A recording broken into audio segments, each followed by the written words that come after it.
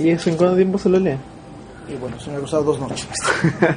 ¿Qué es lo que ha pasado con estos casos? Lo que nosotros hemos podido verificar es lo siguiente. Si bien es cierto, por un lado la Corte Suprema hizo un juicio impecable en el caso Fujimori, en otro tribunal, que es la Sala Penal Nacional, ha estado ocurriendo una historia bastante diferente. Nuestra primera preocupación es una preocupación estadística. Lo que nosotros verificamos es de que desde hace 2 años nos comenzamos a dar cuenta que prácticamente no se ha condenado a nadie en ese subsistema penal de derechos humanos. Por ejemplo, la desaparición de Eladio Mancilla, que es un crimen producido a mediados de 1990. Ahí se juzgó al jefe del comando político militar y a otras 3 personas más, y los 3 fueron absueltos. En el caso de la desaparición de Pedro Aro Cruz y César Mautino Camones, también hay la absolución de 5 policías. En el caso Matero, que es un asesinato masivo de 5 personas por lo menos, también se termina absolviendo a 5 efectivos del ejército. En el caso Indalecio Pomatanta, solo se condena a 1, al que prende el fósforo al final, ¿no es cierto?, pero se absuelve a 3 efectivos de la Marina. Y después lo liberaron, ¿no? Y después sabemos, no ha salido todavía oficialmente la sentencia de la Corte Suprema, sabemos que ese marino ya fue absuelto. Y el caso Los Laureles, que es un caso de 3 desaparecidos en el 90, se absuelve a 7 efectivos del ejército. Este crimen se comete el 20 de noviembre del 90 y dicen que Janque Velasco dejó de ser oficial del ejército el 31 de diciembre del año 91. Y dicen que por lo tanto, el 1 de enero del 92, Janque Velasco ya no era funcionario público. Y dicen que como dejó de ser funcionario público, por lo tanto ya no puede cometer el delito de desaparición forzada.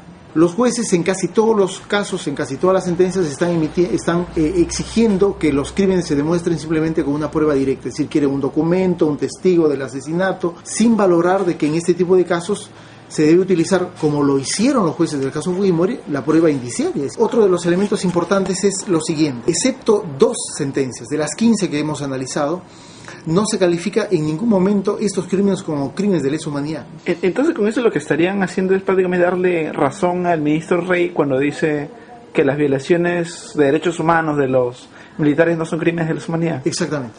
Por desgracia, el día que Rey declaró eso, salió la sentencia del caso de los Laureles y parecía que de Roxin, ¿no es cierto?, habíamos pasado a Rey.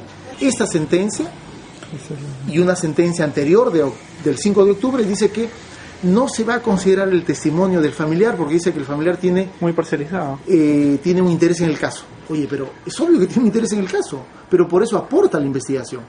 Pero qué curioso, esa misma regla no se aplica cuando las Fuerzas Armadas emiten informes en estos casos. En las 15 sentencias no se dice una sola palabra de cómo sistemáticamente el Ministerio de Defensa y el Comando Conjunto no dan información.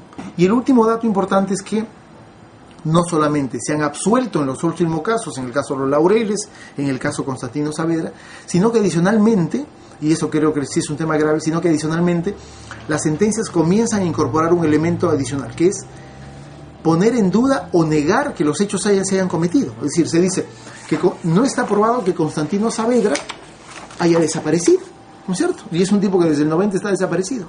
¿Por qué dice?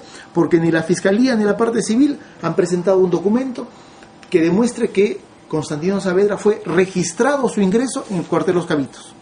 Imagínate lo que pide.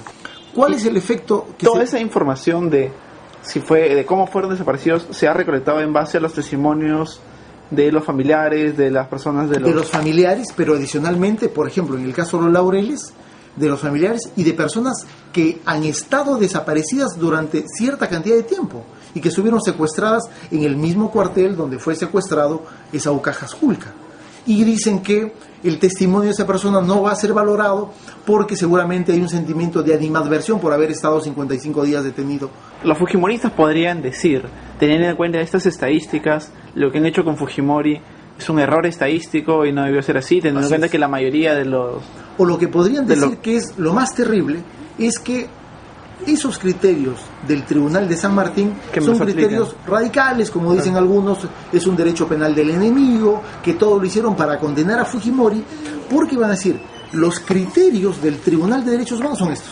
Y en un Tribunal de Derechos Humanos se exige prueba escrita, se exige órdenes escritas, no hay crímenes de lesa humanidad y no hay desaparecidos. Y Abimael podría decir lo mismo. Por supuesto, Abimael también capaz podría decir lo mismo.